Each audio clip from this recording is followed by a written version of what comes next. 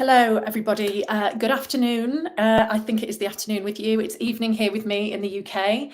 I'm Louisa Clarke. I am a mentor, a facilitator, and a speaker. And I am the founder of a business called Confidently There. I'm really thrilled to be here today. So thank you so much for joining me for this session on tackling difficult conversations in the workplace. I'm not from a traditional comms or HR or people background, although the work that I do now, I partner a lot with those particular departments. My background is as a verbal communication specialist. I have a very niche master's course from very many years ago in voice and verbal communication. I spent 10 years working with actors, presenters, and broadcasters before becoming further trained in communication psychology and something called restorative practice, which I'm going to talk about a fair bit today. Now we have 40 minutes together. 20 of those I'm going to talk to you about tackling difficult conversations at the workplace.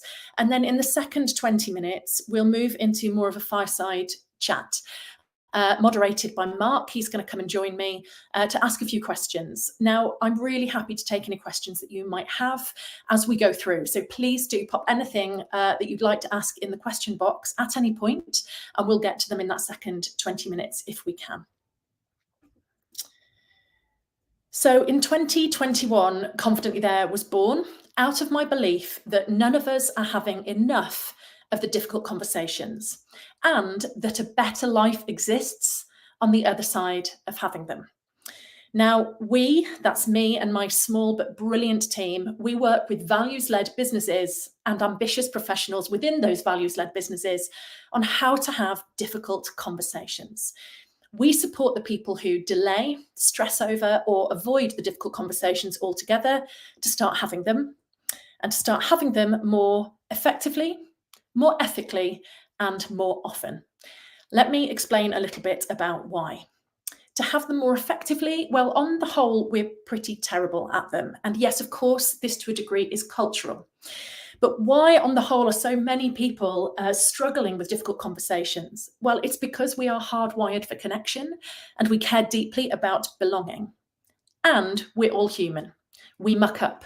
We make mistakes. We have needs. We have personality clashes. We have conditioning. We have the patriarchy. And all of these things being true, there are tangible, actionable strategies that we all can learn to support us to be able to have those conversations in a way that is non-inflammatory, non-confrontational, and as productive as it is kind. So that's about having them more effectively. More ethically, I strongly believe that we've been fed a bit of a lie about difficult conversations. Let's think for a second about calling out problematic behavior or poor performance. For a long time, leadership that was cool and structured, highly disciplined, authoritarian in its approach, strong and dominant in the face of subpar performance has been celebrated. Call people into line. They need to be told. We've got to be cruel to be kind here. I am calling time on this as an outdated and deeply unhelpful model for having difficult conversations. The rise of empathic leadership voice is happening, and I am absolutely here for it.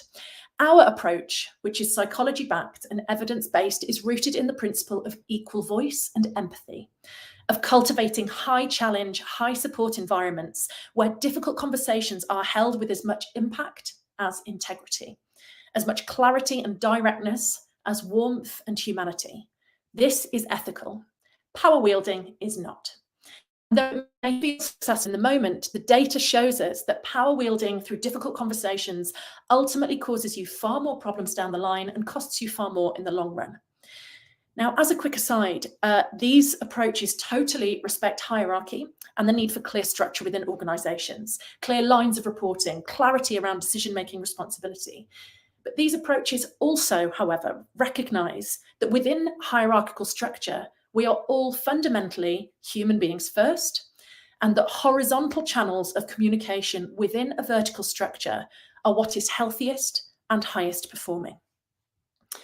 And finally, the final step is we support people to have these difficult conversations more often. Being able to speak up, to advocate, to set clear expectations, to hold others accountable, to invite responsibility, to be genuinely open to feedback, and to be generous and honest in the giving of it. These are huge elements that are vital for a thriving culture. And it tends to be contagious. A healthy speak-up culture is a culture that can hold challenge, directness, robust discussion on the daily. And how do we do this? Well, our work sits at the intersection of three distinct fields. Proven verbal communication strategies, everything to do with tone of voice, body language, eye contact, gesture, engagement with language, intention, punctuation, the list goes on. Also frameworks and theory from restorative practice. Restorative practice being a social science that involves the study and application of methods to improve the relationships within societies, communities, and organisations. It draws from various fields, psychology, sociology, education, and at times law, to create processes that aim to repair harm or to be able to discuss divisive subjects in a way that harm is never caused in the process. It's an inclusive and a collaborative practice. The final part of our work comes from the fundamentals of transactional analysis, a psychological theory that explores how people interact or communicate with each other. So let's talk about doing more with less. And I wonder whether you've considered your speak-up culture as a part of this, that of your team, that of your department, that of your organisation. And I want to help you today to understand why, for any ambitious professional, and certainly for any leader, mastering how to approach difficult conversations healthily and in a forward-moving way is the skill set to prioritise to boost your ability to do more with less. I'd like you to call to mind a difficult conversation at work. Now, it could be imaginary or it could be real, but either way, I would like you to make it a properly crunchy one. Something really difficult, something really uncomfortable, something really awkward. Now, for some of you, this might be something around how you work and interrelate. Boundaries crossed by a colleague, for example. Something to do with quality of working relationship that is becoming frustrating to you. Bring to mind that difficult conversation that you need to have. Now, for others of you, this might be a difficult conversation that aligns with your professional responsibilities. Saying no to requests from other departments because they don't align strategically or aren't possible within the timeframe. Getting buy-in from seniors. Delivering really difficult news on behalf of seniors, sometimes news that also goes against your own views or wants, and to a group of people who you know are not going to be happy. Whatever your example is, just bring it to mind for a moment.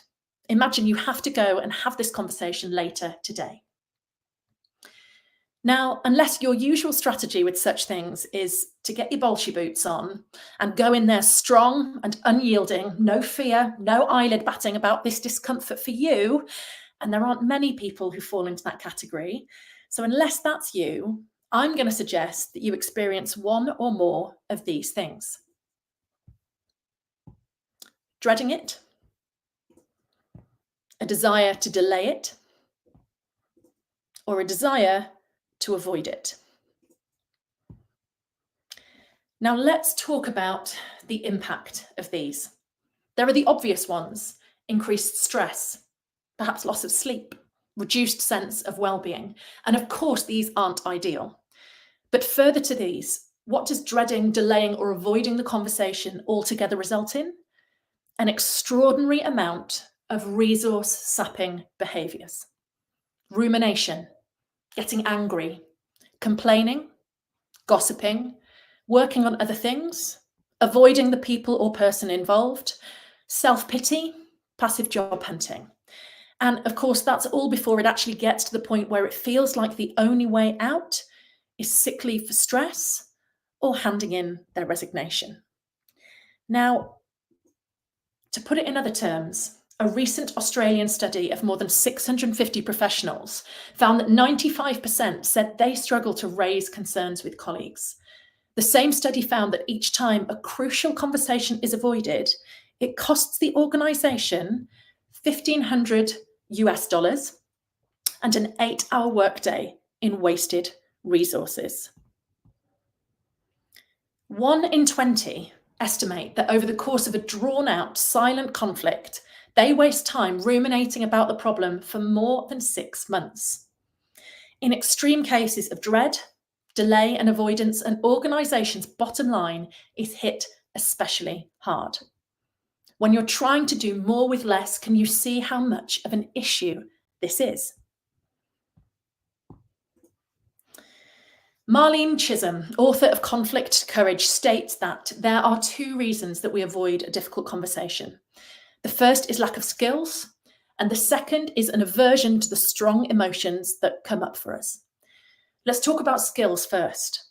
There are tangible frameworks that give you a template and some guidelines to follow to make broaching the difficult conversation feel A, eminently more possible, and B, far more likely to go well, i.e. to remain forward-moving and productive.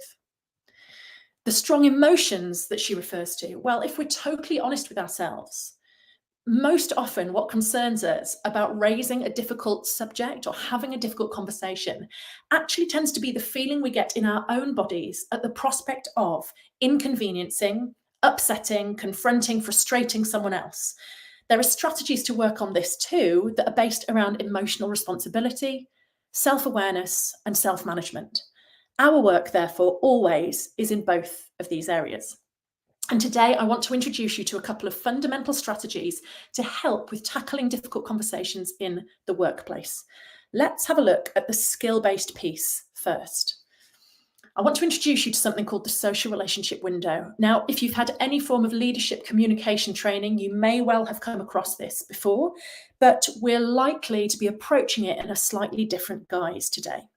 So the social relationship window is a concept that describes 4 different approaches to managing social relationships and behaviour, and particularly in an institutional setting. It looks like this. And I'm going to get you to consider this model as we cover it together through the lens of being back at school. It's how I found this piece is most impactful most quickly. So the x-axis here, obviously running high and down to low, I'm labelling as expectations. You could also think of this axis and the term expectations as being structure. So something high up here is highly structured. There is a high expectation of your behaviour being set. It's highly disciplined. It's highly boundaried space. The challenge that is being set to you is really high. The y-axis then is known as support. And we could also think of support as being warmth, care, nurture, or even very simply availability. How available does somebody else make themselves to you?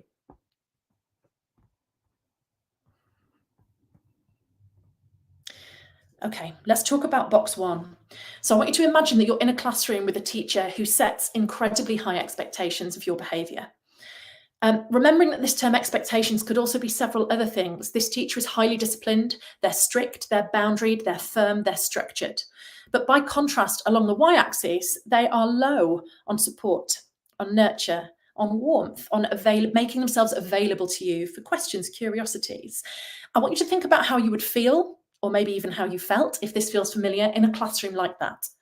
Most people would say that they feel nervous in this space, that they feel that they don't really have a voice. They feel scared to speak up. They feel scared to make a mistake. Some actually say that it just really irritates them, so they disengage completely. What we're talking about here is something that's known as a power over dynamic, command and control experience of somebody communicating with us. This is known as the to box because we feel done to, and the space feels authoritarian. Okay, moving on to the next one. Let's drop down. I want you to put yourself now in a classroom where the teacher doesn't communicate with any clarity, really, of expectations of your behaviour. They don't particularly challenge you. They're unstructured. They're pretty unboundaried. You can get away with kind of whatever you like. And this, of course, means that they don't see or hear or validate any of the potential that you bring to the table. They don't have an expectation of what you can achieve. And because we're low as well on the y-axis, well, they don't care about the impact of that on you. They're not worried about how that feels. So you feel unseen, unheard, unvalidated in your emotional experience of this too. How do you feel here? And how would you describe this space? Chaotic? You might feel really disengaged here. There is no hierarchy here whatsoever. So chaos tends to ensue within this space. Very little useful can possibly happen. People feel unfulfilled, really unseen. If we take it in the classroom context, this is the classroom where you've got kids climbing out of the window at the back and setting fire to the bins, and nobody seems to care. So therefore, there are some kids for whom this is absolutely terrifying. This space is known as the not space within the social relationship window because nothing really useful happens here, and it's a neglectful dynamic. Moving on then, we're going to move across along the bottom, so heading high up that support, care, warmth, nurture axis, but we're still low now on expectations. How would you feel in this classroom? I want you to imagine here then that you have a teacher who really is lovely. They care a lot about how you are, about your emotional well-being. They care a lot about making sure that you're okay.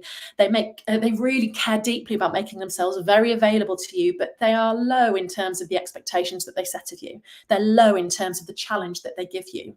Now, whilst this space might initially feel really quite a lot warmer, I can absolutely tell you that over time it starts to feel really quite frustrating and unfulfilling. Let's imagine, for example, that this is your favourite subject and you want to do really well in it. And the teacher cares far more that you're having a lovely, warm and cosy time than they do about really seeing how they could push you and challenge you to make you the very best version of you within that subject. This space is known as the for box, and it feels deeply permissive. We can get away with anything in that box. It's also therefore actually really disempowering space because we lose complete sight of our own agency within that space. Finally, then, let's talk about box 4 up here. Now, I want you to imagine being in a classroom where you are as challenged as you are supported, where as clear an expectation is set of your behaviour as it is delivered with warmth, with curiosity about what you need support-wise to achieve this high standard of expectation, that accountability is there, that boundaries are there. Of course, that feels great. Of course, this is the space of sustainable high performance. This is the space where we feel worked with rather than done to or done for. And this space feels restorative in nature. This, of course, is a key part of where the equal voice concept, therefore, comes from. So now, coming away from school days and back to your day-to-day as communications professionals, the very first step we've got to take in terms of having difficult conversations effectively is to ask ourselves, well, how do I navigate this from the with box? If you're the senior person in the position, the danger is that you may do 2. Or if you're a really empathetic senior, you'll do 4 for fear of doing 2. If you're the junior, chances are you may do 4 as a default, unless you're compensating for your felt lack of experience and your inner critic, and you therefore go in with bucket loads of challenge and directness, but you're lacking warmth, curiosity, and openness too, and you end up doing 2. Can you hear there is a fascinating relationship between these 2 boxes? And I would say that most difficult conversations tend to get trapped between these 2 places.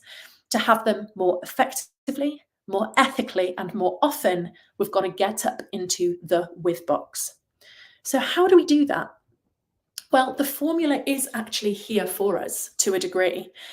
We need to balance having a clear expectation of somebody else's behaviour, of the other party's behaviour.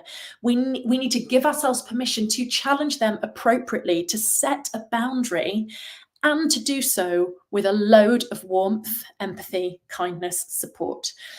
As a general rule, the more challenging the thing is that you've got to raise, you need to think of these 2 things as balancing out. So the more kindness, the more empathy, the more warmth that we need. Let's take an all too common scenario: blurred lines between work-life balance and emailing out of hours. Now, without boundaries and without working with, we'll either do 4 and not say anything, possibly know that we should, but dread, delay, or avoid strategies to keep us stuck.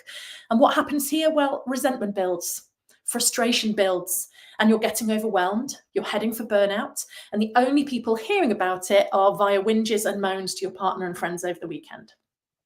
We end up doing 4. Or we do 2. We go in and we say, this out of hours emailing has got to stop immediately.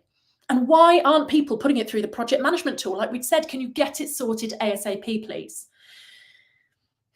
It might be effective, but I promise you it won't be effective in terms of the relationship long term. So what does that conversation sound like from the with box? It sounds like this. Hey, I'm noticing lots of the project communication is no longer happening in the way that we planned. I'm finding that really stressful. There are so many emails, DMs coming through in the evenings. I'd like us to have a conversation today about getting really clear on these boundaries so all communication goes through the project management tool and no emails are sent outside of 9 to 5. How does that land with you? Now, does that take more headspace and prep? 100%. Why? Because we so rarely see this modelled and we haven't been taught. Now, this is quite a trite and simplistic example, but the process and the structure remains the same, no matter the subject at hand. What I've done there to stay in the with box is I have stated from an I perspective, the fact, the impact, and what needs to happen from now. I'm conscious of time, but I'm going to whiz through this next section. I really want to talk to you about boundaries. Boundaries are a buzz term. Yes, we all know that we should have them, but I hope from having looked at the social relationship window that you can see that they are an essential part of getting us into that with box. Now, I just want to raise this for a second. I talk a lot in my work about kindness. I really don't talk about being nice.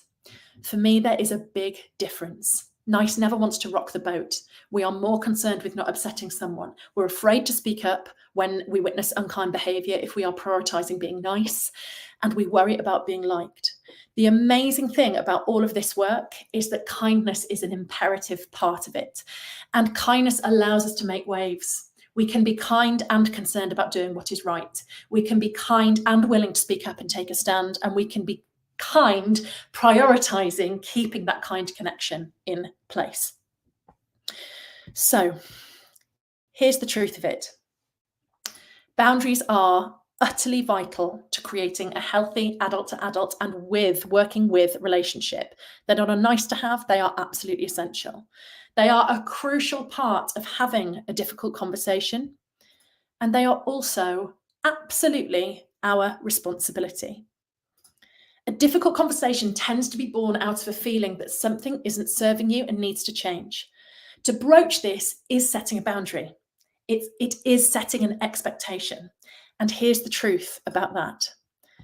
When we get our needs met, we almost always are inconveniencing somebody else. Resentment is a sign that you didn't set a boundary early enough. Therefore, what this teaches us is to get better boundaries, better at having difficult conversations. It's really not about getting to the point where impacting someone else never bothers us or waiting for that never to happen. It's about getting better at tolerating whatever comes up for us when we do inconvenience somebody else. So let me very briefly walk you through a 3-step simple strategy to help make having that difficult conversation feel more possible. We don't want to knee-jerk react. We want to calmly, groundedly respond. And if that means asking for time to think something through or asking to revisit the topic another time soon, do it. Far better to feel clear and calm in your decision than to panic in the moment. And please never, ever feel that you've missed the boat. If you leave a meeting and realise you should have spoken up and didn't, the with response is to realise you always have agency and capacity to ask to revisit it. Does that feel nerve-wracking? Absolutely. And can we work with that? Yes, we can. Having decided to say something, therefore, something will come up for you in your body. If it's a difficult conversation, there'll be an internal response, a shift in your internal landscape. The way to not fall into dread, delay, or avoid mode, and Marlene's aversion to the strength of feeling that we experience, is this little process. I call it RA. You can think of a little lion, should you want. It stands for recognise, allow, and accept. And that's a little bit of self-talk that sounds incredibly simplistic, but can be profound. It's about pausing before going into that meeting, before going into that room, recognizing how you truly feel about the thing that you're about to raise. Notice it. It'll probably be nerves, discomfort, anxiety, fear, whatever it might be. Recognize it. Allow that feeling to be there and accept that that feeling is there. Now, if you're not into your mindfulness or your self-talk, I acknowledge that this might seem strange and perhaps doesn't seem particularly like it'll have an impact. It is simple, but it can be incredibly profound. For time reasons, I can't go into the neuroscience behind why this works, but embracing the feeling rather than unconsciously avoiding it, or even worse, berating yourself for having it in the first place, trust me, it really takes the sting out of it. We need to start to work with ourselves on these experiences. And let's remember, confidence is not about feeling good. Confidence isn't about marching in to have the difficult conversation and finding it easy. Confidence is actually about being able to acknowledge and validate and allow whatever experience is going on within your body and to be at home with it. So, having done that self-management piece, we then move into setting the boundary. And you speak the boundary from an I perspective, from a first person perspective. So that, well, hear the difference in this. If I were to come in and say, look, there's way too much on my to-do list for the project. Other people need to step up and take some of the weight. It is so frustrating. Nobody else ever seems to step up. Just notice how you feel if I was firing that at you versus putting it into first person language. I've noticed I've got the most responsibility on this project. And the truth is my workload is already pretty full on. I'm feeling frustrated that things so often fall to me. I'm going to work on doing better at saying no or asking for help. And for now, I would really like us to review where we've delegated stuff so that I can get some support. What's powerful about that shift? Well, putting it into I perspective suddenly makes it non-inflammatory, non-blaming. This is crucial, and that's a whole other workshop. And crucially, it can't be debated. When we speak in you and it's, it can very easily be debated, and it certainly also tends to get people's backs up.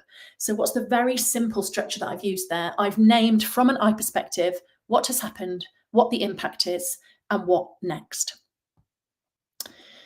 Okay, that about brings me to a close on this session, and apologies, I think I've run over slightly, but I hope we've still got time for some questions. Just before we move into the fireside chat, I did want, as a big thank you for attending, to share something with you. I have a resource. It's like a having a difficult conversation checklist. It's called Mastering Difficult Conversations, and it walks you through 5 really actionable steps to take before moving into having a difficult conversation that make it A, feel loads more possible, and B, set it up for the most success. Feel free to grab it off the QR code there if you can, but I also know these resources are going to be circulated, so a link will go out to you as well. So please do feel free to grab that.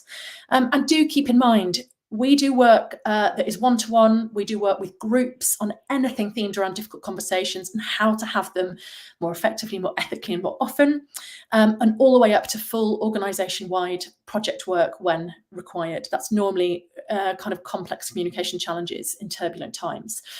So please do keep me in mind. If you're interested in knowing more, do drop me a line. I'm Louisa at confidentlythere.com, or come and find me on LinkedIn. I'm Louisa Clarke. And if we do move into doing any work, please do mention CommConnect. I'm really happy to honour a 15% discount to anybody who gets in touch within the month of November. Thank you so much. I'm going to pause my screen share. Mark, hi. Yeah, hi Louisa, and thank you for a fantastic presentation.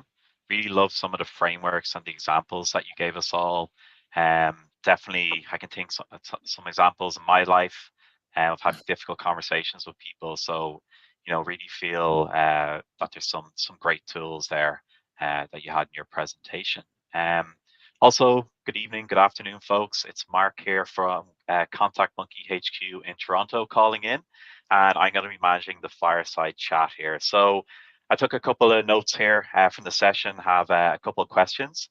But while I'm asking my questions, feel free to put your questions in the Q&A. And as some of you have already been doing, you can upvote those questions as well. And we'll get to them a little bit later.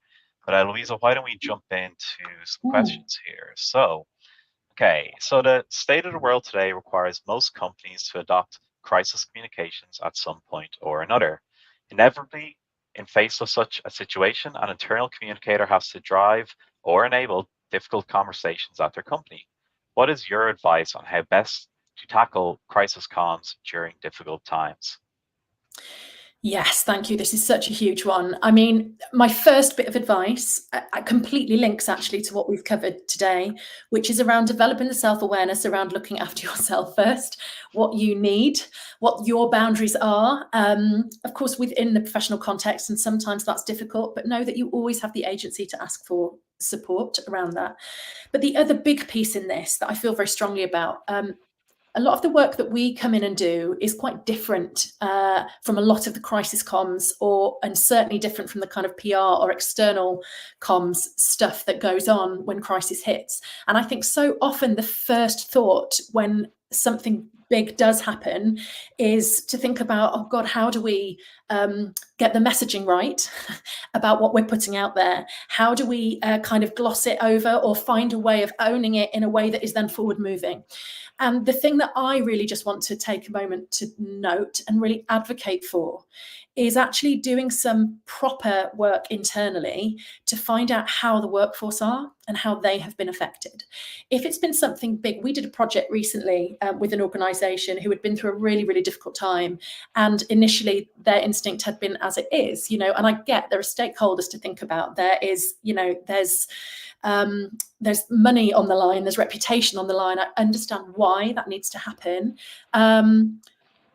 But one of your biggest asset is your workforce. And what people hadn't yet done was pause to go, how are they? And are we opening up channels of communication really responsibly and in a really boundaried way that allows for really forward-moving, productive conversations to happen, but where we truly get a feel and a handle on how our people have been affected. And I think that does several things. It gives amazing insight back to the people team about what people need. It's also just the right thing to do, I strongly believe. And it just allows for people actually to feel like they have a voice as a part of a really crucial time. One of the most frustrating things that a workforce can go through is a turbulent time as an organisation to see the glossy messages that are being put out. And even at senior leader level, the messages that are coming down from senior leaders, slightly glossing things over or slightly apologising, but then pushing on and really not feeling that they've been given a voice and an opportunity to speak. That opportunity needs to be carefully managed for it to remain forward moving and productive, but that is totally possible. And for me, that is so often the piece that is missing in a piece of crisis work. Yeah. Excellent. Thank you. Very detailed answer. And speaking of giving people a voice, I'm going to jump to our Q&A now and go through some of the questions there. Yeah, so we have a great question in from Bridget. Thank you, Bridget. The question is, should difficult conversations always be had in person? In the age of remote work, Zooms and chat, can we sometimes better have lower stakes conversations without being face to face? Yeah, this is a great question. I love that this is being thought about and considered, because the quality of connection between people, of course, no matter how good technology is, it is always going to be different. So, Bridget, my feeling is that where possible, absolutely, we should opt for in person. And my feeling is to truly make it equal voice, that's kind of contracted about between you, because let's not make the assumption that it would always feel better and more comfortable and more human from my perspective to make that option available to the other person. But let's not assume that it feels better and more comfortable for them too. So I would have the conversation around that and say, hey, look, I've got something that I'd really like to chat to you about that might feel a little bit difficult or that might have a strength of feeling with it. I really want to make sure that this happens in the best way possible. I'd be really up for us meeting in person. How does that land with you? Interesting. Always better face to face. And then moving to Mackenzie's question. So Mackenzie asks, can you provide insights into how our internal communication efforts can better facilitate and support these difficult conversations within our organization? Gosh, I mean, that's the $1 million question, right? But yes, it's the leaning into making it possible to have them more often. And it takes a bravery to start doing that. But I think we have to it's about individuals and kind of pausing and looking inward. And if you're working in internal communications and you can feel that you are in an environment where the speak up culture isn't great, then it should be top priority to be going, okay, well, what are the things that we can be doing? What are the channels that we can be creating? And what are the spaces that we can create that are truly, truly safe? To make it truly, truly safe, people need to feel that that space is incredibly carefully held and boundaried. It's made totally clear what is being talked about that day and what isn't. It's made totally clear that it's completely choiceful whether people do or don't engage. We can't ever force a change in somebody else, and nor should we be ever seeking to. All we can do is be creating the opportunities and inviting. The other thing that can be really helpful about facilitate, I don't know, something's happened and you think nobody's talking about this thing, or just nobody's particularly raising their voice about difficult subjects within our team, department, organization, then starting to hold like circle style conversations can be really great, where you keep the group small, you make it fair so people sign up or choose to join, you boundary really carefully about who is going to be there, present, may or may not receive the information, whether it's staying confidentially between you guys, that it's not going to be recorded, or whether it is, you just make the boundaries of what's happening there so completely clear. But you invite people in and say, we want to understand, and until we understand, there's nothing we can do. So if you are finding yourself going home and moaning a lot about this situation, if you are finding yourself with a strength of feeling about it, we really want to give you the space to put that strength of feeling so that we can understand and learn, and we are taking responsibility to make that space safe for you. Which might then require, even bring a facilitator in to handle that really carefully.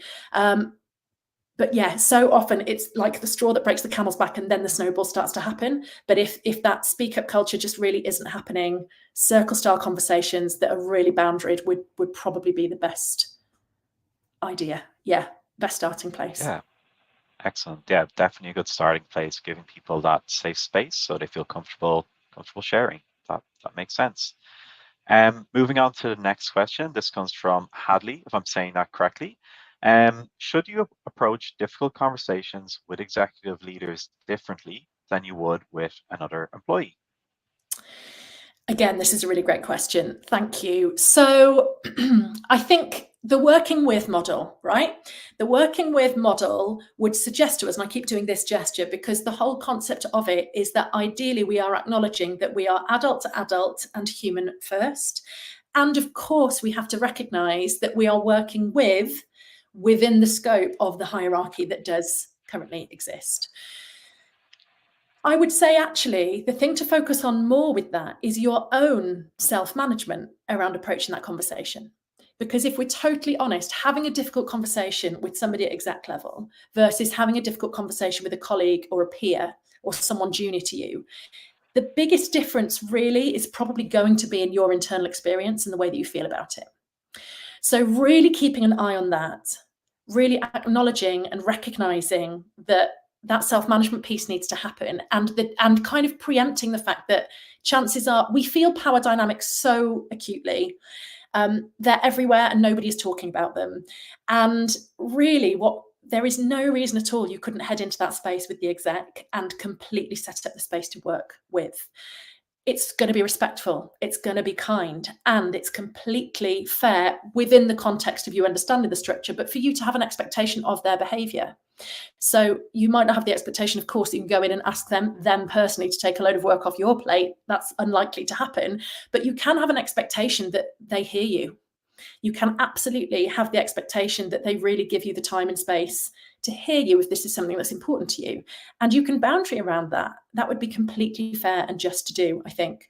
So yes, of course, there is a difference. And at the same time, I think it's not nearly as much of a difference as most of us assume, because the vast majority of us would go into that meeting with the exec and immediately be in the doing for space. So let's keep an eye on that, and let's self-manage around it and look to up the expectation and our own boundaries that are required for us to really get the most out of that conversation. Working with, all of the data showed us everybody wins when we're working with. People are happier, they're more cooperative, they're more productive, they're more innovative. It's the way to go. So it does benefit both of you. You're not getting one up on the exec by going in and working with. You're setting that dynamic up for the best quality conversation that you can have. Yeah, excellent. And I think expecting that the person would listen to you is actually a good segue for just Oksana's question here. Roxana says thank you, and this was extremely useful. And she asks, what would be your top 3 pieces of advice as an internal communicator to a C-suite who tends to avoid difficult conversations? So kind of piggybacking on that last one. Yeah. So top 3 pieces of advice are tricky right off the top of my head. Getting the conversation going about the fact that there is an avoidance of difficult conversations, which can feel terrifying. I really acknowledge that. But even so, I'm a big fan in a lot of the work I do of challenging people with the phrase, can we name the dynamic? Can we name the dynamic? And let's recognize that as we name the dynamic of something that's going on, one, okay, they're C-suite in this instance, and the power dynamic feels big, right? But we're also humans. We want to work with, and we want to work adult to adult where we possibly can do. There's no reason not to. So name the dynamic, get the conversation going, set up a time, and perhaps it's not with the full group initially, perhaps it's with 1 or 2, but setting up time and space that you really carefully boundary, and even just starting saying, hey, I'm noticing there's a cultural thing happening where I feel strongly, and it's all the I stuff, like own it, I'm feeling and noticing that difficult conversations don't appear to be happening too much. I wonder how that lands with you. How does that feel? Open with curiosity and start the conversation there would be the first step, I think. Circle style conversations work at that level too. I would bring a facilitator in it would be about also highlighting what the shortfalls are and what you're feeling isn't happening as a result of people not having those difficult conversations. And I mean, my God, there are so many. There are so many. But highlighting that, taking it to them with no blame, with no shame, purely as something you're noticing and with the evidence of where it feels like it's holding things back. And then say, what can we do to help? Is it facilitation? Is there some training? I feel strongly this is something that we need to move forwards with. That's probably not a very neat top 3, but I hope that helps as a starting point. Yeah, I think that's a fantastic answer. Well, excellent. So, Louisa, thank you so much for the presentation, for answering everyone's questions. To the audience, thank you for your really in-depth questions as well. And that is this session, tackling difficult conversations at the workplace. And I'm now going to pass you back to Joshua, and he'll take it from here. Thanks, everyone.